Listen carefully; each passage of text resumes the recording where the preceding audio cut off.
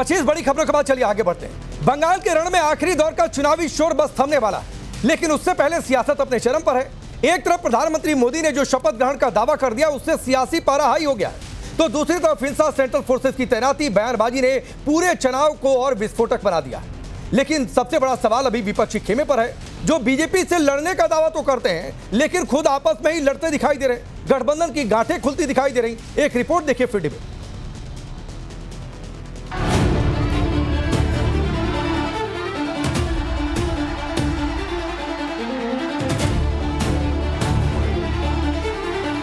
चार मई के नतीजों के बाद बीजेपी के शपथ ग्रहण समारोह में मुझे आना ही है। बंगाल के रण में फाइनल राउंड का चुनावी शोर थमने ही वाला है, लेकिन इस शोर के थमने से पहले बंगाल में विजय की हुंकार भर रहे पीएम मोदी ने वहां बीजेपी के शपथ ग्रहण का बड़ा दावा कर दिया। पीएम मोदी के इसी कॉन्फिडेंस ने टीएमसी के खेमे में खलबली मचा दी।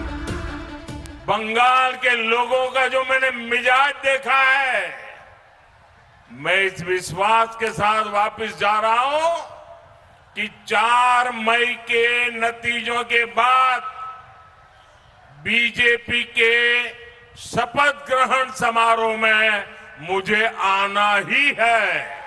बहुत बड़ा ऐतिहासिक जीत, करीब 235 आसन से तृणमूल कांग्रेस जीत रहा है। और इस बार जो मोदी जी चले जाएंगे, अमित शाह जी चले जाएंगे, फिर और वापस बंगाल में नहीं आएंगे। प्रधानमंत्री की रैली से पहले इसी नॉर्थ 24 परगना में टीएमसी और बीजेपी समर्थकों के बीच हिंसक झड़प हो गई थी। बीजेपी ने टीएमसी कार्यकर्ताओं पर पीएम मोदी का पोस्टर फाड़ने के साथ ही पत्थरबाजी से लेकर बमबाजी करने के आरोप लगा, तो वहीं टीएमसी ने बीजेपी कार्यकर्ताओं पर ही सारा दोष मढ़ दिया। इस बीच भांगुर में कथित टीएमसी नेता के घर से दर्जनों देसी बम बरामद हुए, जिसके बाद बीजेपी टीएमसी के सीनियर नेताओं के बीच जुबानी जंग और तेज हो गई। मीडिया में बड़ी अफवाह है कि हिंसा होने वाली है। आप चिंता मत करना, कोई हिंसा नहीं होगी। मैं दीदी के गुंडे को चंदन नगर में बताकर जाता हूं, 29 तारीख को अपने घर से बाहर मत निकलना, वरना 4 मई के बाद उल्टा लटका कर जहां प्रधानमंत्री जा रहे हैं वहां इनके गुंडे जो है बंगाल में उपद्रव कर रहे हैं। ये लोकतंत्र के महापर्व को गुंडा महापर्व बनाने की कोशिश कर रहे हैं। अमित शाह ने यह भी कहा, बंगाल में चुनाव के बाद भी 60 दिनों तक सेंट्रल फोर्सेस तैनात रहेंगी, भले ही बीजेपी सत्ता में आ जाए। लेकिन इसी सेंट्रल फोर्स पर विपक्ष हाय तौबा मचा रहा। ममता बनर्जी ने सीधे मोदी शाह को निशाने पर लिया और पहलगाम का मुद्दा उठा दिया, तो दूसरी तरफ केजरीवाल कह रहे हैं क्या बंगाल के लोग आतंकी हैं, जो बीजेपी ने पूरी आर्मी भेज दी। बीजेपी ठीक करेगा कि कोलकाता कैसा है कैसा नहीं है, तुम पहले दिल्ली को संभलाओ, पहलगांव को संभलाओ। उधर में क्यों पहलगांव में जो पाकिस्तान अटैक किया, तुम क्यों वो साझुआ गाड़ी नहीं भेजा, एक भी पुलिस नहीं था, और इधर में 2 लाख पुलिस भेज दिया। पुलिस क्या करते हैं, और सेंट्रल फोर्स जाके मैंने कल 2 घटना सुना कि कंबल लगा के क्रिमिनल लेके जाता है जिसमें वोट हो गया है ईवीएम मशीन कैप्चर करने के लिए। बीजेपी ने पूरी आर्मी भेज दी, पूरी सेंट्रल फोर्सेस भेज दी आप लोगों के खिलाफ। पूरे देश से आर्मी इकट्ठी करके बंगाल में भेज दे रहे। बंगाल में टेररिस्ट रहते हैं क्या? आप लोग टेररिस्ट हैं? तो सवाल है कि विपक्षी खेमे में सेंट्रल फोर्सेस की तैनाती से बेचैनी क्यों? क्या दीदी की पार्टी को भयमुक्त चुनाव से दिक्कत है? क्या वाकई बंगाल में इस वजह से बदलाव की आहट है? और क्या इसीलिए विपक्षी खेमा अब आपस में ही लड़ने लगा है? क्योंकि राहुल गांधी जहां केजरीवाल पर निशाना साध रहे, वहीं टीएमसी राहुल को बीजेपी का मददगार और फेलियर बता रही। आलम यह है कि अब समाजवादी पार्टी भी कांग्रेस से पूछ रही कि भाई आप बीजेपी से लड़ भी रहे हो या नहीं। मैं राजनीति दूसरे तरीके से करूंगा। खंबे पे चढ़ गए थे, स्वेटर पहना था, वैगनआर में आए और सीधे शीश महल के पार्किंग लॉट में चले गए। में वो इंडिया अलायंस के पार्टनर से लड़ रहे हैं, गुजरात और पंजाब और दिल्ली में वो आम आदमी पार्टी से लड़ रहे हैं, उत्तर प्रदेश में उनके सारे सांसद समाजवादी पार्टी पे कमेंट करते रहते हैं, बंगाल में टीएमसी से लड़ते रहते हैं। तो कौन सी ऐसी जगह है जहां वो भाजपा से लड़ रहे हैं? तो क्या बंगाल चुनाव में फाइनल राउंड से पहले ही इंडी गठबंधन में नौबत फूट और टूट तक पहुंच गई? एक दूसरे की टांग खींचते विपक्ष के ये नेता क्या मोदी के विजय रथ को रोक पाएंगे या फिर आपसी फूट ही इनके पतन का कारण बनेगी? Bureau report, times now Bharat. तो चलिए, आपने रिपोर्ट देखी और घड़ी में 4:59 होने वाले हैं और अब से 2 मिनट बाद चुनाव प्रचार का जो शोर है वो थम जाता है 5 बजे, ठीक जो नियम है उनके मुताबिक। मैं आपका परिचय आज के मेहमानों से करवाता हूं। तो हिंद सिन्हा भारतीय जनता पार्टी के नेता और प्रवक्ता, अवधेश जी वरिष्ठ पत्रकार हैं, तनु पोद्दार कांग्रेस पार्टी के नेता, मानव जायसवाल टीएमसी के नेता और प्रवक्ता, अखिलेश कटियार जी समाजवादी पार्टी के नेता और प्रवक्ता और सतीश केसी सर वरिष्ठ पत्रकार। आप सबका बहुत बहुत स्वागत है। 2 वरिष्ठ पत्रकार तो पहले जर्नलिस्ट राउंड कर लेते हैं, उसके बाद नेताओं के पास आते हैं। सतीश सर, क्या एनालिसिस है? दूसरे दौर का प्रचार का शोर थम रहा है, किधर दबाव ज्यादा है? देखिए, सबसे बड़ी बात तो मुझे लगता है कि बंगाल में संघर्ष है, कॉन्टेस्ट है। ममता जितना हमको 21 में मजबूत दिखती थी उतना तो हमको नहीं दिख रही, और कुछ रणनीति बदली हो तो कह नहीं सकते। अगर इस बार बीजेपी बंगाल में हार गई तो ये न्यूज होगा, क्योंकि इस बार तो सारे कुछ वो मौजूद हैं जो जीतने चाहिए उनको। SIR हुआ, 27 लाख वोट भी कट गया, फिर 3 लाख पुलिस वाले भी हैं, पूरा भारत सरकार जाके बंगाल में जमी हुई है। तो हर तरह से ये बंगाल फतह करने के खुराक में। ममता खुद ही तो कह रही है कि वो जो उनका आरोप है कि केंद्र सरकार, केंद्रीय पुलिस वाले जो है कंबल उड़ा करके वो कैप्चर कर रहे थे, तो कैप्चर हो गया। कैप्चर हो गया ना, जब वही कह रही है कि कैप्चर, तो कैप्चर हो गया। तो ये है इस बार का। अब देखना ये है, एक ही चीज है जो मुझे समझ में नहीं आ रहा है कि यहाँ से दूर से आप नहीं पूछ सकते कि क्या बीजेपी ने कुछ बंगाली भाषा वगैरह सीखी या हिंदी में ही वोट मांगते रहे, या हिंदी में वोट मांगने को बंगला वाले देते हैं वोट? क्या यही एक मेन रीजन? नहीं, आप तंज कस रहे हैं या अपनी भड़ास निकाल रहे हैं सर? नहीं, हाँ, देखिए, आपका काम है भड़ास निकालना, तंज करना। मैं तो जो सच्चाई वो बोल दे रहा हूं। हमको क्या मतलब है किससे? नहीं, बीजेपी के कई नेताओं को मैंने सर बंगाली में भी चुनाव प्रचार करते हुए वोट मांगते हुए देखा। आप कहेंगे तो नाम भी बता दूंगा। क्या बीजेपी के कई नेताओं को बंगाली में प्रचार करते वोट मांगते भी देखा। आप कहेंगे तो नाम भी बता दूंगा। इसीलिए बोला सर, शायद तो आप तो या तो टाइमलाइन नहीं फॉलो कर पा रहे व्यस्तता के चलते। नहीं, हम काहे के लिए फॉलो करें? हम तो यही देखे कि झाल मुड़ी तो प्रधानमंत्री जी ने हिंदी में ही मांगा। अच्छा है कि नहीं? बंगाली में मांगते तो कुछ होता, वो उसका बात है। मैं नहीं कह रहा हूं कि उनके नेता नहीं है जो बंगाली नहीं जानते हैं, लेकिन जो उनके शीर्षस्थ नेता है MAY, 4 मई, MAY, मोदी, अमित शाह और योगी, वो उनका बॉडी लैंग्वेज तो अच्छा है। लेकिन वही बॉडी लैंग्वेज थोड़ा बंगला में रहता है ना पांडे जी, तो ज्यादा मजबूत रहता है। मैं कह रहा हूं, मैं तो कह रहा हूं कि संघर्ष है। अच्छा ठीक है, मैं अवधेश जी से कमेंट लेता, लेकिन तुहिन सिन्हा, चूंकि आपने बीजेपी और बांग्ला को लेकर सवाल उठाए, तुहिन सिन्हा एक शॉर्ट रिप्लाई, फिर आगे बढ़ता हूं। नमस्ते राकेश जी, सबको नमस्ते। देखिए, हमारा स्लोगन जो परिवर्तन के लिए स्लोगन है वही बंगाली में है, पलटानो दरकार चाहे भाजपा सरकार। तो सतीश जी शायद बंगाली नहीं फॉलो कर पाते हैं। आज से 1 महीने पहले केवल बीजेपी के सपोर्टर्स ये स्लोगन बोलते थे, आज पूरा बंगाल वो स्लोगन बोल रहा है। और आज टीएमसी की हालत कुछ उसी तरह की है, गुंडई के अभाव में जिस प्रकार से मछली की हालत जल से बाहर निकाले जाने के पर होती है। तो टीएमसी जो है जीवन के लिए तड़प रही है। परसों रात जो है डायमंड हार्बर, जो कि अभिषेक बैनर्जी का क्षेत्र है, वहां 9:50 पर हमारे पास वीडियो फुटेज है किस प्रकार से इन्होंने वोटर्स को डराने धमकाने का काम किया, वो भी पकड़े गए। बायरोन विश्वास जो इनके प्रत्याशी थे पहले राउंड के चुनाव में, वो पुलिस को धमका रहे हैं कि अगर बंगाल में रहना है तो आपको हमारी सुननी होगी। ठीक है मानव भाई, आता हूं, जो आप दिखाइएगा मैं बिल्कुल उसको अपने टेलीविजन के माध्यम से दिखवाऊंगा। लेकिन एक प्रधानमंत्री मोदी का कोई संदेश अभी तुरंत का आया है, जरा उसे सुनवाइए। ऑडियो मैसेज है, शायद सबको स्क्रीन पर भी रख सकते हैं, एक बार ऑडियो अप कर दीजिए। प्यारे भाइयों और बहनों, आप सबको मेरा नमस्कार। लोकतंत्र का हर महोत्सव बहुत पवित्र होता है। मुझे भी बंगाल के इस उत्सव में हिस्सा लेने का अवसर मिला है।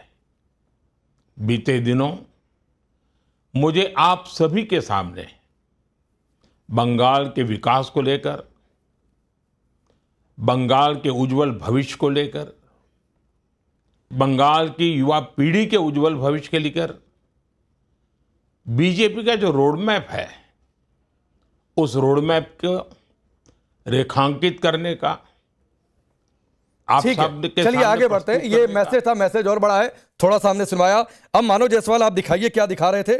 दूसरी बात है कि प्रधानमंत्री ने तो कह दिया कि 4 मई के बाद जो है हम ही शपथ ग्रहण लेंगे, बीजेपी का ही नेता लेगा। आपका उस पर रिएक्शन? दूसरी बात है, लग रहा है आप लोग की दबाव में है। सतीश केसिंग सर भी इशारा तो कर ही रहे।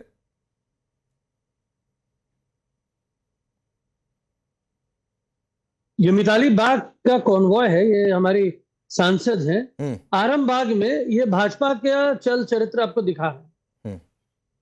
यहाँ पे उन लोगों ने एक महिला चुनी हुई सांसदा को के गाड़ी के ऊपर अटैक किया, वो आहत हुई, आज वो अस्पताल में है। ये चल चरित्र है भाजपा का, ये ट्रेलर है। खैर कोई बात नहीं, आप लोग तो बंगाल को बदनाम करने में मोदी अमित शाह जी ने तो कोई कसर छोड़ी नहीं कि भाई बंगाल जो भद्र लोग है, इनके आने के बाद ही वो अलग लोग हो जाता है।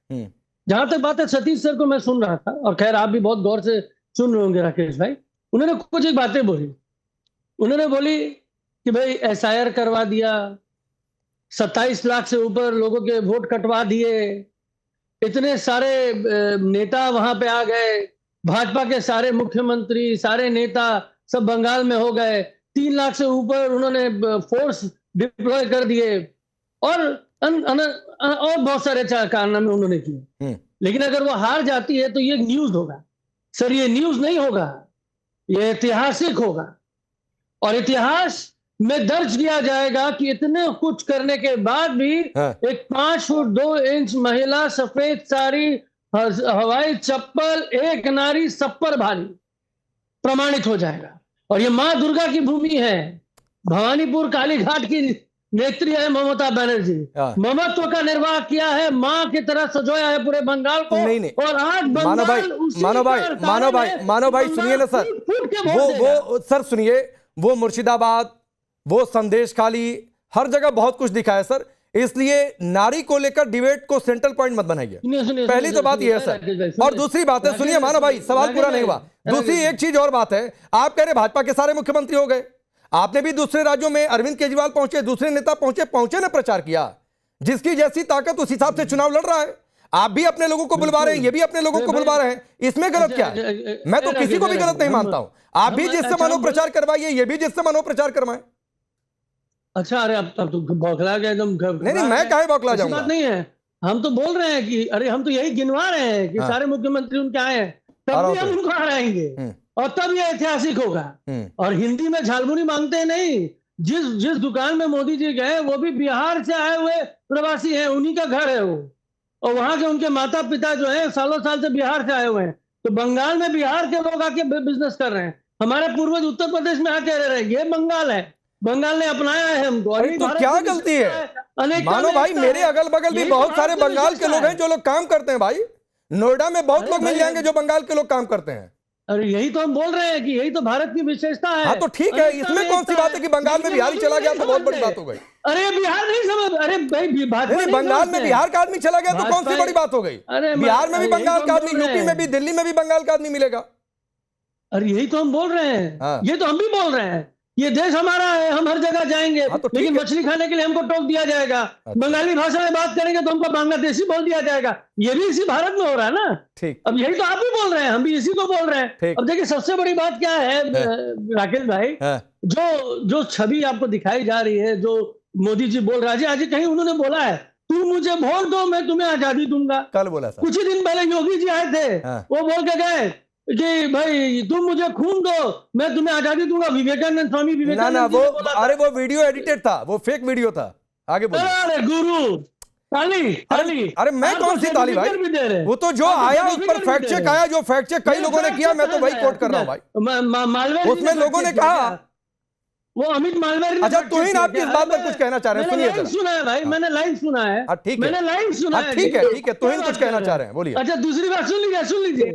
ये जो वोट दो मैं तुम्हें आजादी दूंगा, सब बंगाली जो हमारे बंगाल के वरिष्ठ जो रहे हैं पूर्वज हमारे, उनका नारा है। लेकिन मोदी जी से आजादी चाहिए, इसलिए वो वोट मांग रहे हैं। ठीक है मानो भाई, तुहिन की बारी है, आ रहा हूँ तुहिन की बारी, बोलिए तुहिन। कि अभी अभी देखिए राकेश जी, आपने इनको फैक्ट चेक कर दिया, गलत वीडियो जो है योगी जी का ये लोग सर्कुलेट कर रहे थे। लेकिन ममता बनर्जी जो कि बंगाल में ही जन्मी है, बंगाल में ही बड़ी हुई है, बंगाल में ही जीवन व्यतीत किया है, वो कहती है कि जलियांवाला बाग नरसंहार के बाद गांधी जी ने नाइटहुड वापस किया। आप समझ सकते हैं कि उनको गांधी जी और रविंद्रनाथ टैगोर में अंतर नहीं पता है। और ये लोग जो है अमी बांग्ला ये लोग जो है बड़े शान से कहते हैं कि बंगालियों की अस्मिता की रक्षा करेंगे। ये तो टीएमसी का असलियत है। ममता बनर्जी, देखिए मैं मानता हूं कि अभी जिस प्रकार का और कुछ नहीं, बॉडी लैंग्वेज बहुत कुछ बयान करती है। यही ममता बनर्जी, ममता दीदी आज से 3 हफ्ते पहले घूम कर धमकियां दे रही थी बीजेपी के कार्यकर्ताओं को कि 4 बजे तक रुकिए, देखिए आपका क्या होता है। आज यही ममता बनर्जी भय से ग्रसित है, बीच सभा में अपने भाषण को समाप्त कर देती है, कहती है कि वहां दूर से शोर हो रहा है, मैं बोल नहीं पा रही हूं, मैं जा रही हूं, अगर उचित लगे तो मुझे वोट दे देना। तो ये तो हालत है टीएमसी की। 3 हफ्ते में सारा जो है, ठीक है सर, ठीक है। अब अवधेश जी, एक आपका भी एनालिसिस हो जाए, फिर मैं तनु और अखिलेश कटियार के पास जाऊंगा। और सवाल ये कहते हुए कि मानो भाई देखिए, हर कोई अपने अपने हिसाब से चुनावी गोटी सेट करता है, फिट करता है। अब ये भी वीडियो सही है कि गलत है, आप लोग बता दीजिएगा बाद में। जो बीजेपी दावा कर रही है कि आप लोग WPSC के जो कि कॉन्स्टिट्यूशनल बॉडी है उसके अधिकारी को मंच पर बिठाकर आप लोग कर रहे हैं, तो ये कौन सी मर्यादा है? जवाब इसका आप दे दीजिएगा, मैं लूंगा आगे। ये बीजेपी का दावा है अवधेश जी। लेकिन जो बात सतीश सर ने कही, दबाव भी बता रहे हैं टीएमसी पर, फिर तंज भी कस रहे हैं, आप सहमत हैं इससे?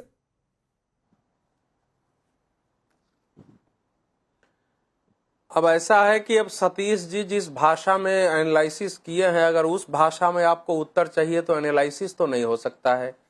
कि अगर मान लीजिए चुनाव आयोग और SIR को बीजेपी का बता दिया जाए और केंद्रीय बल पर भी आरोप लग जाए कि वो एक पार्टी को जिताने गई है, तो इसको एनालिसिस नहीं कहते हैं।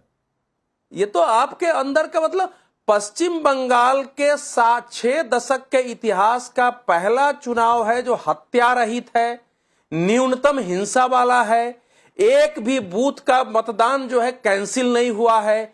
ये 3 इतनी बड़ी चीज हुई है और भारत के इतिहास का रिकॉर्ड चुनाव हुआ। कभी भी अब 93% था, मेरे ख्याल से 94-95% तक चला जाएगा।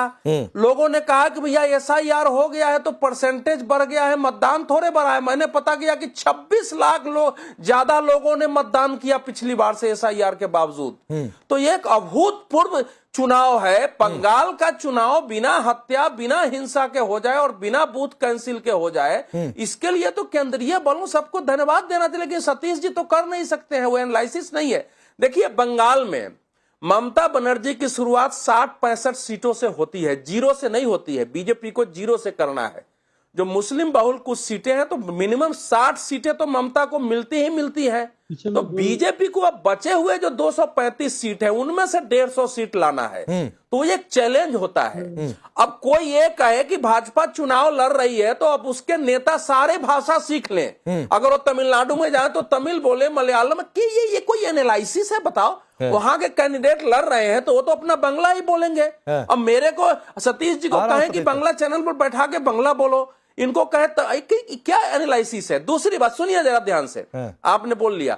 दूसरी बात मैं ये कह रहा हूं कि इस समय जो बंगाल की परिस्थिति है, जितने लोग खुल के सामने आ रहे हैं, हम लोग पहले भी बंगाल चुनाव में जाते थे, महिलाएं जिस ढंग से सामने आ रही है, वो उसका संकेत वो नहीं है जो सतीश जी बता रहे हैं। चुनाव में जीत हार होगी, कौन जाएगा कौन आएगा, लेकिन एक असाधारण चुनाव है। 67 के बाद बंगाल में यह चुनाव हुआ है और इसका श्रेय जो जाता है, सर ममता बनर्जी भी मुख्यमंत्री हैं 3 बार की, एक शक्तिशाली नेत्री है, कोई जाके उनको दबाव नहीं, उनके पास भी पुलिस है, उनके पास भी स्टेट का फोर्सेस है, उनके पास भी सारा तामझाम और सारी शक्ति है। ये जो एक सहानुभूति की पात्र बनाई, ममता अकेले है। अरे भाई कैसे अकेले है? मार मार के जो है लोगों को घर से जो निकाल दिया जाता हो, जहां सेंट्रल फोर्सेस जाती हो संदेश खाली का जो है जांच करने, उसको खदेड़ के मारा जाता हो, कैसे बात कर रहे हैं? ठीक है, एक टिप्पणी सतीश सर छोटी सी हो रहा है। आप देखिए सेंट्रल फोर्सेस पर इतना हंगामा क्यों? कोर्ट ने भी कह दिया कि बहुत शानदार व्यवस्था हुई है। कांग्रेस के भी कुछ नेताओं ने कह दिया, अधीर रंजन चौधरी को मैंने सुना वो भी ये कह रहे हैं क्यों इतनी दिक्कत है? केजरीवाल कह रहे हैं आतंकी हैं क्या बंगाल के लोग? दीदी को इतनी दिक्कत हो रही है?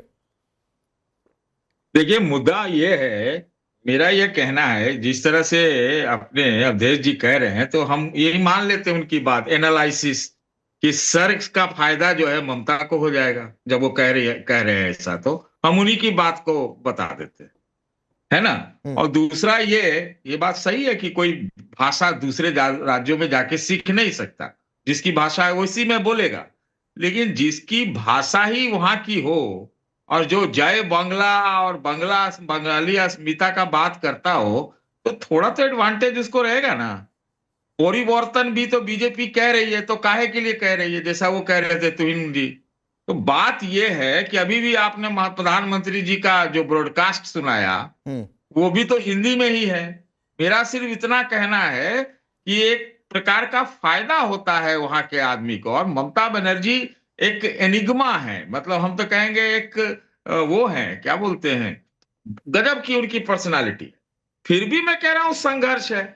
और इसीलिए मैं कह रहा हूं कि अगर इस बार भारतीय जनता पार्टी नहीं जीती, तब तो ये समझिए कि ये 7वां आश्चर्य होगा, है कि नहीं। तुहिन जी की पार्टी गजब का पॉलिटिक्स करती है। ये पॉलिटिक्स ही नहीं करती है, ये हर काम वो करती है जिसमें चुनाव जीत जाए। कुछ दिन के बाद तो अब चुनाव की जरूरत नहीं पड़ेगी। अच्छा सर, ये बात बताइए, कौन सी ऐसी हिंदुस्तान में सियासी पार्टी है जो चुनाव जीतने के लिए हर वो काम जो कर सकती है वो नहीं करती है? मुझे इतना बता दीजिए। नहीं, हम तुहिन जी के चाल चरित्र चेहरा। अरे सर, मैं किसी भी पार्टी की बात बोल रहा हूं।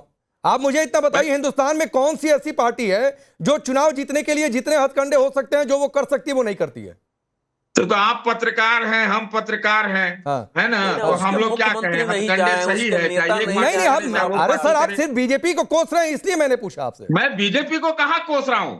सिर्फ इस समय बीजेपी पर क्वेश्चन है। और जो मैंने बात अच्छा, सिर्फ बीजेपी पर क्वेश्चन है? सपा, कांग्रेस, टीएमसी, आम आदमी पार्टी और किसी पर कोई क्वेश्चन नहीं है? अरे आप सुन तो लीजिए, हम कह रहे हैं कि एसआईआर की बात हो, चाहे बंगाली अस्मिता की बात हो, चाहे इतना पारामिलिट्री भरने की बात हो, ये कोई हम अपने मन से थोड़ी कह रहे हैं। तो क्या दिक्कत है सर? पैरामिलिट्री फोर्सेस से क्या दिक्कत है?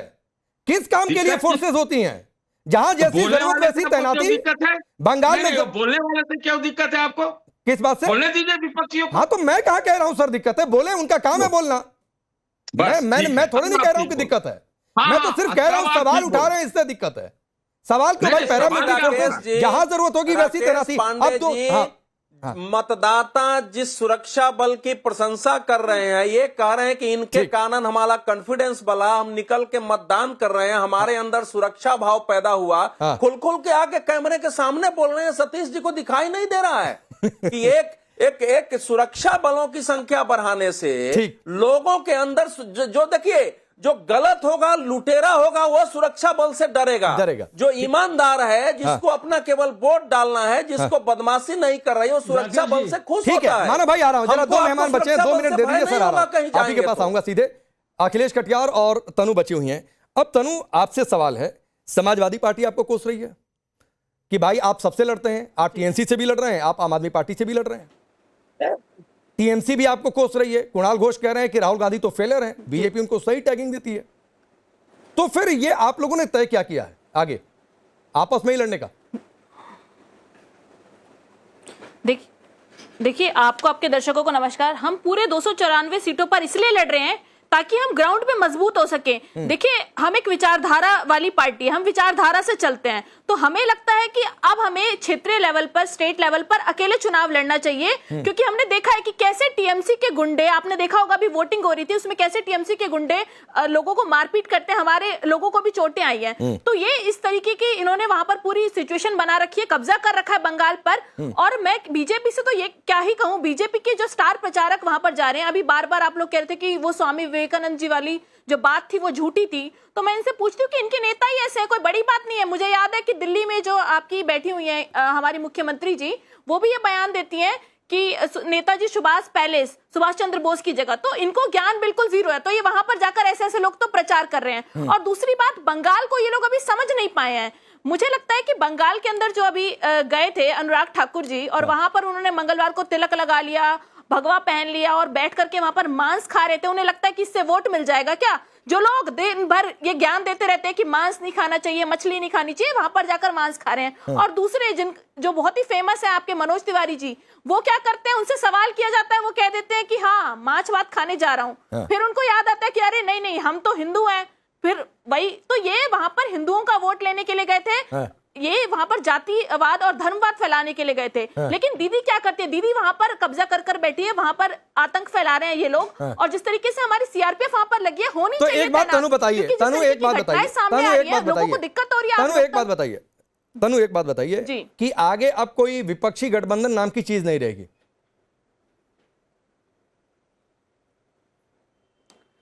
देखिए अभी राज्यों में हम चुनाव लड़ रहे हैं, ये तो शीर्ष नेतृत्व तय करेगा आने वाले समय में। कैसे तय करेगा? मैं स्टेटमेंट नहीं दे सकती। नहीं, बतौर जनता मैं कंफ्यूज हूं कि हमें राज्यों में मैं अगर अपनी पत्रकार की भूमिका को हटा दूं तनु, तो बतौर आम जनता मैं कंफ्यूज हो जाऊंगा कि कभी राहुल गांधी कहते हैं अरविंद केजरीवाल पर हमला बोलते हैं कि आदमी तो वैगनार लेकर आए, जाके शीश महल में पार्क कर दिया इन्होंने गाड़ी। फिर वो ममता दीदी को कोसते हैं कि इनका गुंडा राज है, जंगल राज है, ये बातें कहकर कोसते हैं। अब फिर एक दूसरा चुनाव आएगा जिसमें सब एक साथ दिखाई देंगे, तो बतौर जनता तो एक आम आदमी कंफ्यूज हो जाएगा कौन किसके साथ है भाई। देखिए जब लड़ाई लोकतंत्र को बचाने की थी, जब लड़ाई संविधान को बचाने की थी, तब राहुल गांधी जी ने कहा था कि हम साथ मिलकर के ऐसी ताकतों के साथ लड़ेंगे। अभी बंगाल में लोकतंत्र को कोई खतरा नहीं है, तो हमें सबको एकजुट होकर के लड़ना चाहिए। बंगाल में लोकतंत्र संविधान को कोई खतरा नहीं है, मतलब देखिए बंगाल के अंदर तो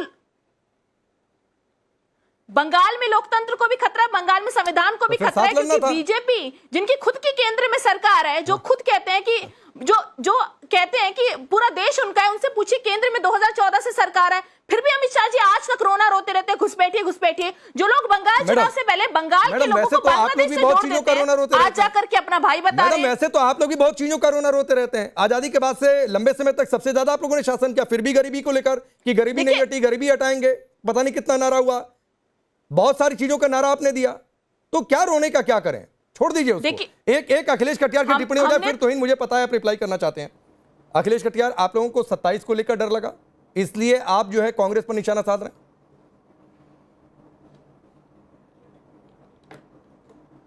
नहीं, मैं 27 को लेकर डर नहीं लगा। 27 के पहले 24 में उत्तर प्रदेश ने ये बता दिया है कि उत्तर प्रदेश का मिजाज कैसा है पांडे साहब। और जो ये हुमायूं कबीर ओवैसी वाली जो ब्रिगेड थी, उसका भी पोल खुल के साथ में आ गया। अब वो भी मामला नहीं चलता है। महिलाओं की जो जितनी भारी तादाद में पश्चिम बंगाल में वोटिंग हो रही है, उसके वोटिंग का मतलब साफ निकाला जा रहा है कि पश्चिम बंगाल में दीदी दोबारा मजबूती से आएंगी, क्योंकि 2024 में जो चुनाव हुआ उसमें भी बड़ा फर्क था बीजेपी और टीएमसी के वोटों में। जो परसेंटेज जिस तरीके से मिले, 29 जीती थी टीएमसी, 12 जीती थी भाजपा। तो बीजेपी ने ऐसा इस पीरियड में कुछ किया नहीं है उपलब्धि, जिसके ब्याह पे बीजेपी वहां जाके कहे कि हमने ये बदल दिया या ये हासिल कर दिया। वहां पे जो बात बड़े पैमाने पे सुरक्षा बलों की पांडे साहब हो रही है, उत्तर प्रदेश में भी बाई इलेक्शन में आपने बड़े पैमाने पे जो सुरक्षा कर्मी लगाए, वो जाके जो अंदर जो आईडी कार्ड चेक करना था वो आप मोहल्लों में चेक करने लगे। नहीं, लाइनों में लगे हुए चेक करने लगे। मैंने आपसे सवाल सुरक्षा बलों की तैनाती पर नहीं पूछा था, और इस बात की तो चर्चा भी नहीं होनी थी, क्योंकि बंगाल का चुनाव है, बंगाल की बातचीत होनी थी। लेकिन उसमें अगर आपकी पार्टी के नेता उठकर यह कह दें कि कांग्रेस तो सबसे लड़ रही है, तो आप लोगों को 27 का डर लगा क्या? 27 में कांग्रेस के साथ गठबंधन नहीं होगा क्या? उनकी स्ट्रेटजी देखकर आप लोगों ने आज ही तय कर दिया? इसका कोई जवाब है? फिर मैं आगे बढ़ जाऊंगा जो आप बोलना चाहते हैं। 27 की बात तो हम पांडे साहब बहुत वक्त मिलेगा हमको आपको, बिल्कुल बहुत वक्त मिलते जुलते रहते। 27 की चर्चा हम उस समय कर लेंगे। नहीं सर, लेकिन तो आज इस समय जो उत्तर प्रदेश, मैं तो सिर्फ एक लाइन में जानना चाहता हूं जो पश्चिम, मैं तो बिल्कुल ये जानना चाहता हूं कि क्यों आपकी पार्टी की ओर से ऐसी बात आई कि आपस में ही लड़ रहे हैं, कांग्रेस को ही सब कोस रहे हैं। जी नहीं, मुझे ये लगता है कि मध्य प्रदेश जो पश्चिम बंगाल में कांग्रेस को ये ध्यान रखना चाहिए कि बीजेपी को हराना हमारी पहली प्राथमिकता है, और अगर कांग्रेस वहां दीदी के साथ खड़ी होती। अच्छा ठीक है कटियार भाई, मैं जरा रोकता हूं ऊपर नीचे। और देखिए जो बात सतीश सर कह रहे थे, संदेशों को हराने में ज्यादा मदद मिलती है। पीएम मोदी का संदेश हमने सुनवाया, सीएम योगी का भी संदेश आ गया, जरा 30 सेकंड वो भी सुनवाइए, फिर मैं मानो भाई के पास जा रहा हूं। ये टीएमसी के कुशासन से सबसे ज्यादा त्रस्त प्रदेश के वेस्ट बंगाल के युवा है। मैं आपसे रिक्वेस्ट करता हूं उनके लिए एक मैसेज दीजिए। जिस टीएमसी ने यहाँ के युवाओं के सामने पहचान का संकट खड़ा किया है, अपने टेरर से, अपने माफिया राज से, अपने करप्शन से, यह सबसे अच्छा उपयुक्त समय है कि उस टीएमसी को पहचान का मोहताज बना दे। और बंगाल के युवाओं का मेरा आह्वान होगा कि भारत की विरासत और भारत को प्रेरणा देने वाली बंगाल के पावन धरा आज टीएमसी के कुशासन से, इसके गुंडा राज से मुक्त होने का उत्तम अवसर है। यहाँ का युवा जुड़े और बीजेपी की चलिए, खैर ये ऑडियो संदेश नहीं था, तेजस्वी सूर्या और सीएम योगी की ये बातचीत थी। मानो भाई आपके पास आता हूं, आप कुछ कहना चाह रहे थे, आप बोली दीजिए, सवाल क्या पूछूं, बोलिए।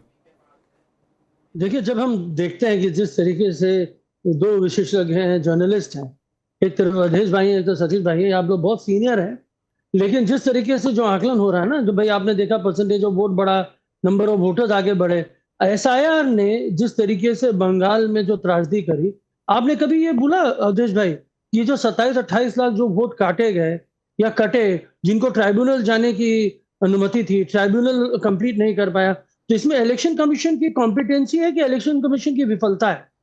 सफलता या विफलता, ये आप नहीं बोल पाएंगे, क्योंकि एसआईआर टूल है भाजपा का।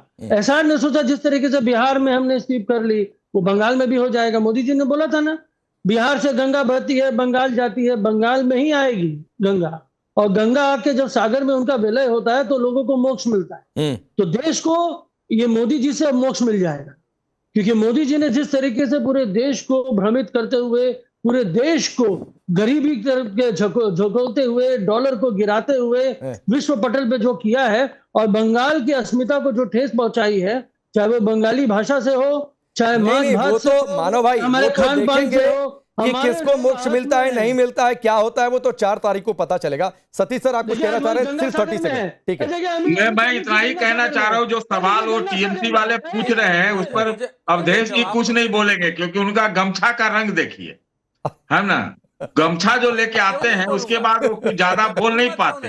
और दूसरा आपसे भी एक बात कहनी है कि तब से मोदी जी का बयान, मोदी जी का संदेश, योगी जी का संदेश, भले ही हिंदी में, एक आध टीएमसी वाले बेचारे का भी जारी नहीं हुआ। आप बताइए, ममता बनर्जी का है तो सर मैं सुनवा देता हूँ, क्या दिक्कत? ठीक, अरे भाई टीएमसी सुनवाने में दिक्कत थोड़ी नहीं है, मैं तो देख रहा हूँ। आप बोलिए मानो भाई को ना कि एक ममता बनर्जी का संदेश क्यों नहीं आ गया उनके टाइमलाइन पर, सुनवा देता हूं, अभी हाथ लगे। आपके पास नहीं है, हमारे पेज, हमारे ट्विटर चैनल में आ गया है, पता नहीं निकलवाइए।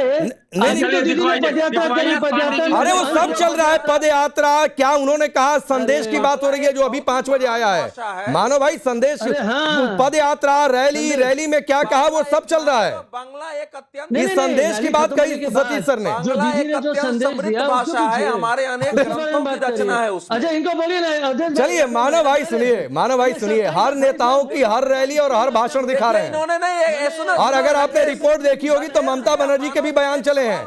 ऐसा नहीं है, सतीश सर कह रहे थे ये जो अलग से संदेश आ गया उसकी, तो सतीश सर ये कहते हुए कि जरा बोलिए कि लोग रेस में पीछे क्यों रह गए, संदेश जारी होता 5 बजे, अभी थोड़ी देर पहले, तो अभी सुनवा देते हैं, जारी तो करें।